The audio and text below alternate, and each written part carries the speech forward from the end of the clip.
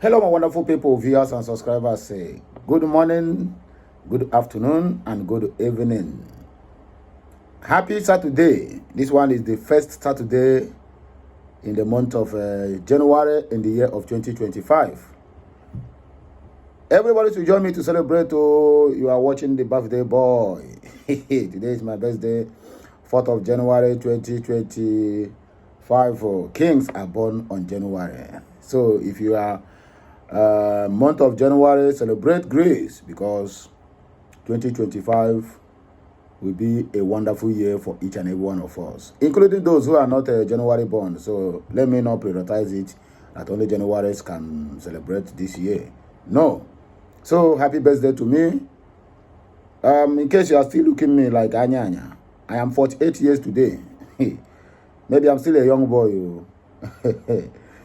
But to God be the glory, at least 365 days added to my life.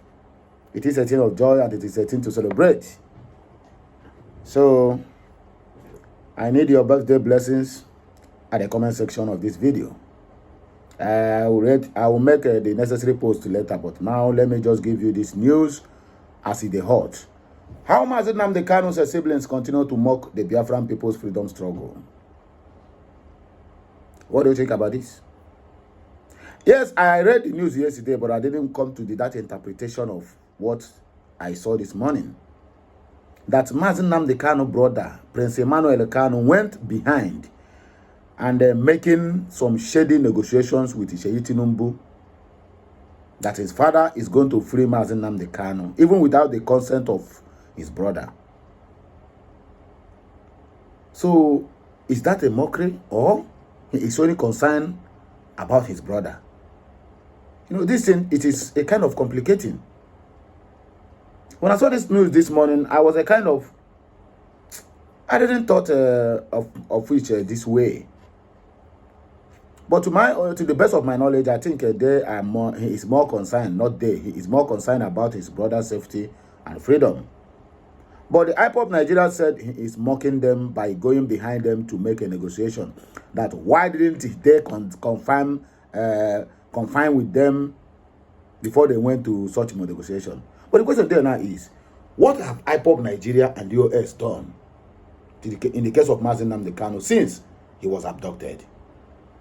Have they ever registered any single thing that said, this is the victory we registered on the absence of our leader, Mazi Nnamdi Kanu? Then why is it that anybody who came out now to fight for the release of Mazi Nnamdi Kanu or to fight for the Biafra liberation, the DOS and IPOB Nigeria will turn against that person? Why? These are the questions that are still hanging. I don't know who will give us the answer. But I'm praying that soon, Nnamdi Kanu is going to be out, because he will be the man with wisdom to answer all these questions.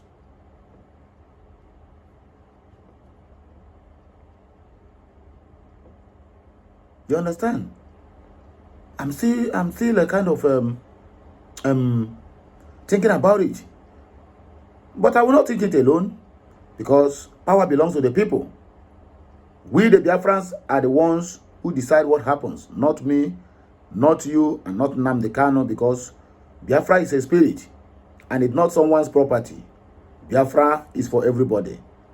As long as you have the strength, you can stand and fight for the Biafrans. Yes. Under voluntary purpose, not for anybody to pay you. Because anybody who wake up to say, I'm fighting for Biafrans, have to bear in mind that you are not receiving any kobo as a salary. Unlike those ones that are being paid $400 monthly. But instead of them to make use of that money, they use it to sabotage the movement of Biafra. But that is by the way. So my people, in this instance, there's another news, which the IPOB Nigeria also said IPOB denies knowledge of any agreement entered by Kanu siblings with Seyi Tinubu period to the 2023 general election. So IPOB, whatever, that's exactly what they're trying to tell us here. But the question there now is, are they really mocking the Biafran struggle? Let me hear your thoughts at the comment section. We are going straight to the reason why we are here. Please make sure you like, share, comment, and subscribe to my channel, because more of these videos will come in your way. Happy birthday to me. If you send me your gift, I will accept you. If you ask for my account number, I go send to you. So because they said givers never lack. I am a giver and I'm not supposed to lack. Now, how Nnamdi Kanu's ability to continue to mock the Biafrans people's freedom struggle, according to IPOB Nigeria Limited, in bracket DOS. Betrayal, they say, often comes from within when a struggle as noble and sacred as the Biafran quest faces setbacks. It is not always from external enemies, but from those within the fold who should know better about the circumstances. The recent revelations about how Mazi Nnamdi Kanu siblings have been engaging in a backdoor deal with Seyi Tinubu, the son of the incumbent Nigerian president, using the name of IPOB, have sent shockwaves through the spines of the Biafran people. This act is a slap in the face to every loyal IPOB member who has sacrificed blood, sweat, time, and tears for the actualization of the Biafrans. What is the backdoor deal? That is the question. What is the backdoor deal? If your people have said it's a slap on the face of the Biafrans, since the DOS cannot guarantee the freedom of Mazi Nnamdi Kanu, and the brother went behind to make whatever deal is or whatever negotiations with Seyi Tinubu, the son of Tinubu, is there anything bad there? How does that reflect to the statement they are making now that it's a slap on the face of every registered IPOB member? It's a body. Ala de Nakatanga. Okay. IPOB leadership have outrightly confessed not ever meeting or authorized any negotiation with Seyi Tinubu. This scandal reveals a troubling pattern, strategies, and painstakingly crafted by these sons of Kanu's family for the Biafra struggle hijack, repurpose, and sell out the personal gain. The betrayal feels like salt rubbed into a festering wound, rather. A reminder that even among those closest to the cause, loyalty can be fleeting, according to IPOB Nigeria. It is often said that hardship is the greatest teacher, but what lesson could this betrayal possibly serve? Hardship. Does it mean that they went to sell Mazi Nnamdi Kanu to Seyi Tinubu for how much? Because that is exactly where they are pointing to. But I don't see such a thing, to my own understanding. I don't know what happened behind the back door. Okay, let us proceed. For those who have given their lives, time, and resources to the struggle, this is not just a betrayal. It is a desecration and sabotage. Members of IPOB have endured persecution, imprisonment, and even death, believing that the fight was for collective liberation. To see such sacrifices undermined by greed is both heartbreaking and infuriating. For the hardcore Biafrans, this is yet another painful character, or rather chapter, in a long story of betrayal and blackmail. Yet, the struggle for Biafra was never promised to be easy, like Chukwu Okeabiama refining his chosen ones through fire. These trials reveal who truly belongs to the struggle and who is merely a profiteer in disguise. Profiteer in disguise. When leaders or their kin sell out the struggle, they do more than damage their reputations. They erode trust. The movement thrives on the unity and unwavering belief of its members. Each act of betrayal chips away at this foundation, making the road to freedom even more treacherous. There's one question for the siblings of Mazi Nnamdi Kanu, and they have to give a sincere answer to themselves. Is this the legacy you want to leave as the role the Kanus play in the struggle for Biafra emancipation? Is this the mark you wish to imprint on a cause that has consumed the lives and hopes of millions of Biafrans? The struggle for Biafra is not about individuals or families. It is about a people yearning for freedom. dignity, and self-determination and preservation, sorry to say. It is about a collective vision that cannot be sold out for pockets of silver coins in secret meetings.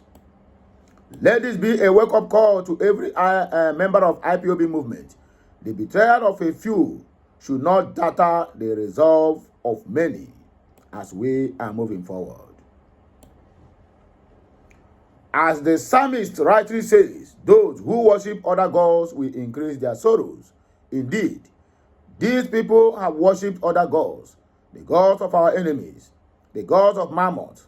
Let those who have chosen to dance with oppressors and dine at their table, set with betrayal, know this. The struggle will outlive their treachery, and history will judge them harshly. IPOB leadership must swiftly and decisively distance the movement from these dirty dealings. Transparency and accountability are paramount in maintaining the integrity of the struggle, according to the information here. Let this moment be a turning point, not a stumbling block. The fight for Biafra is sacred, and no amount of betrayal will extinguish the flame of freedom burning in the hearts of true Biafrans.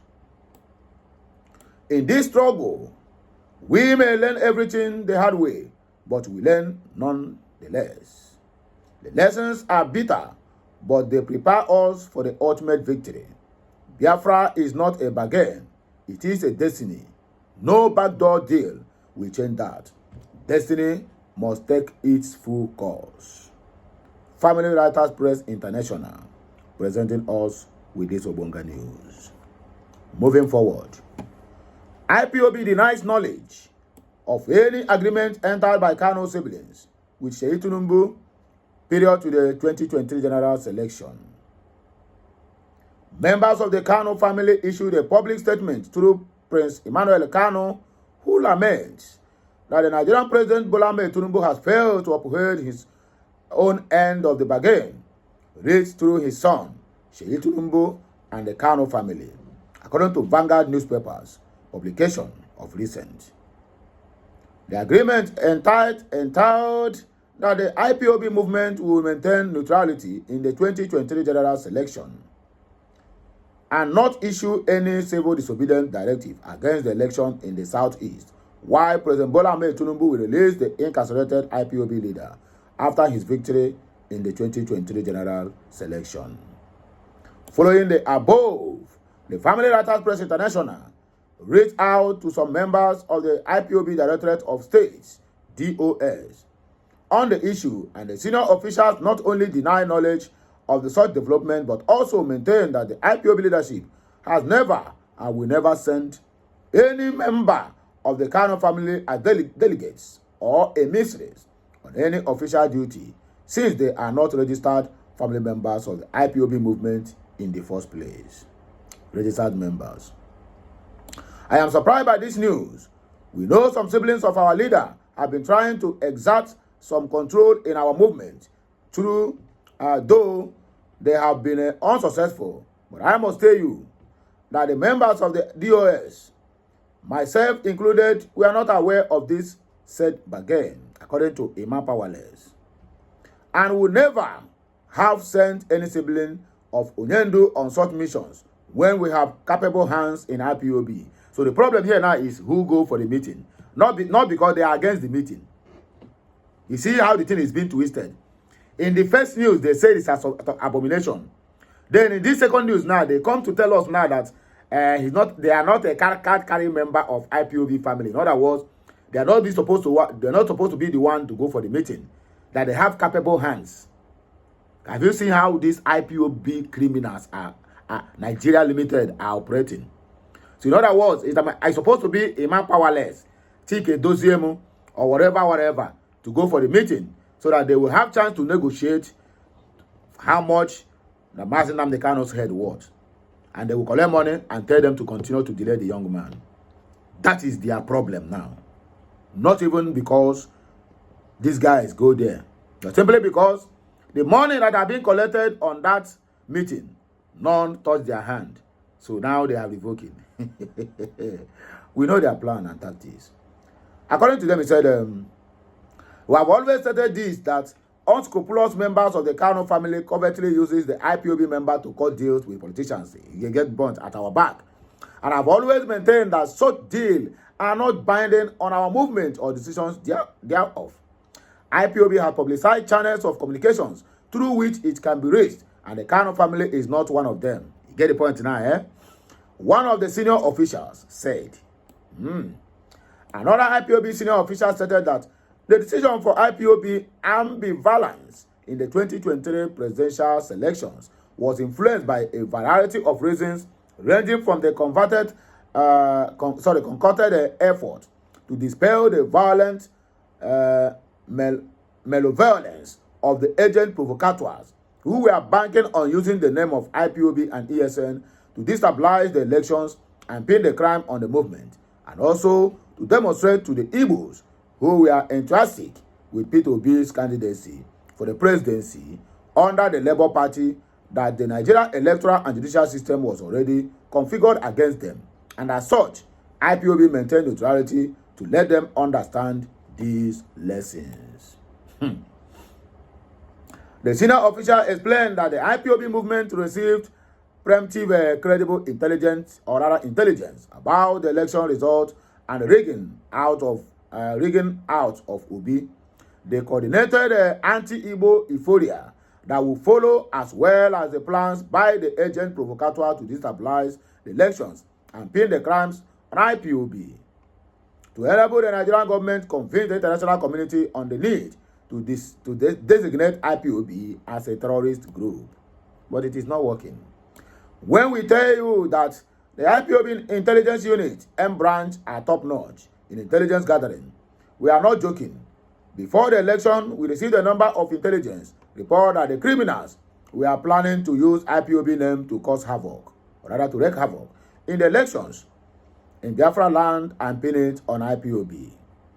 Do not forget that it is around the same time that we were battling the erroneous inclusion of IPOB in World Terrorism Index of 2022.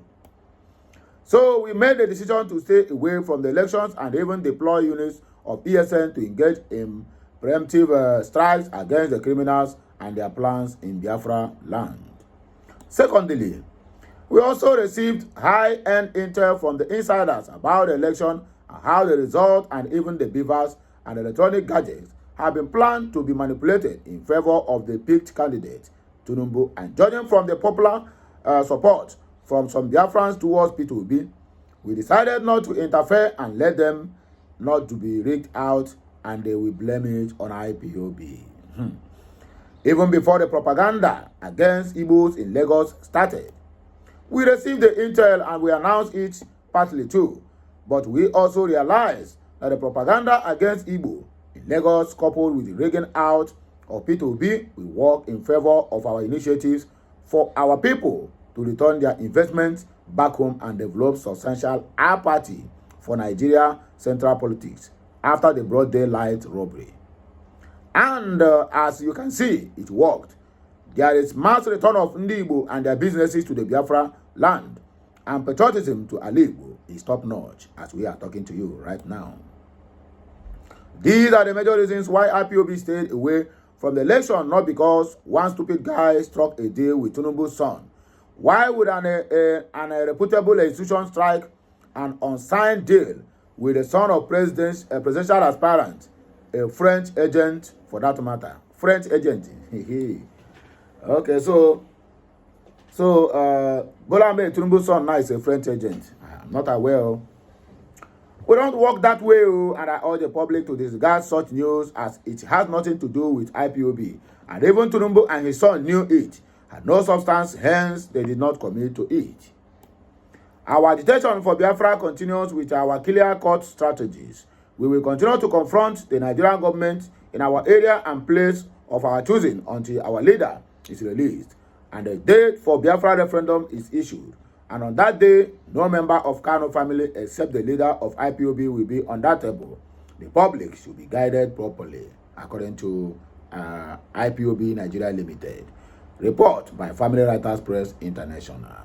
So my good people, now here we go take back break. And I go hear more of these videos today, because today, being my best day, I'm going to dedicate it to bring you more news. So have a nice day, and may the good Lord continue to bless us all. Happy weekend to you all once again. Kenesiano.